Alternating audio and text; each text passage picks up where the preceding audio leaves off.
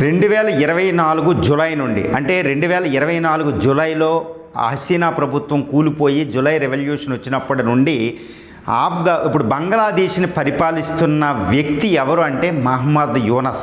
ఈయన భారత వ్యతిరేకే కాదండి, బంగ్లాదేశ్ని అస్థిరపరచడానికి ట్రై చేశాడని కూడా స్వయంగా ఆ దేశ అధ్యక్షుడు, అంటే ప్రస్తుతం బంగ్లాదేశ్ అధ్యక్షుడు, ముందు నుంచి షేక్ హసీనా 2023 నుంచి కూడా అధ్యక్షుడిగా పనిచేస్తున్న మహమ్మద్ షాబుద్దీన్ ఆరోపణ చేశాడు. అంటే మహమ్మద్ యూనస్ ప్రభుత్వం బంగ్లాదేశ్ని అస్థిరపరిచింది, భారత వ్యతిరేక కార్యకలాపాలే కాదు, స్వయంగా రాజ్యాంగబద్ధంగా నేను అధ్యక్షుడిగా ఉన్నప్పటికీ కూడా నన్ను గోళ్లకే పరిమితం చేశాడు, విదేశీ పర్యటనలకు వెళ్ళనివ్వలేదు, ఆయన ఇష్టం వచ్చినట్టు చేశాడు.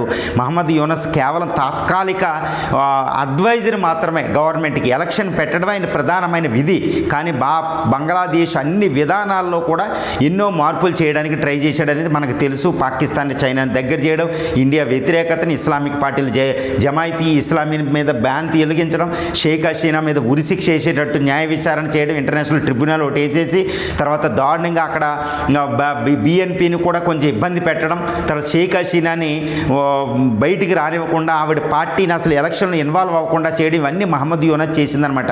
ఇప్పటికీ నార్త్ ఈస్ట్ చికెన్ నెక్క నాదే అన్నట్టు మాట్లాడతాడు.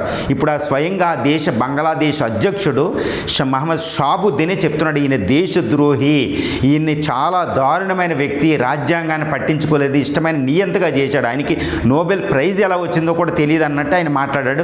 అంటే మహమ్మద్ యూనస్ బండారం బయటపడింది ఈరోజు అని చెప్పొచ్చు.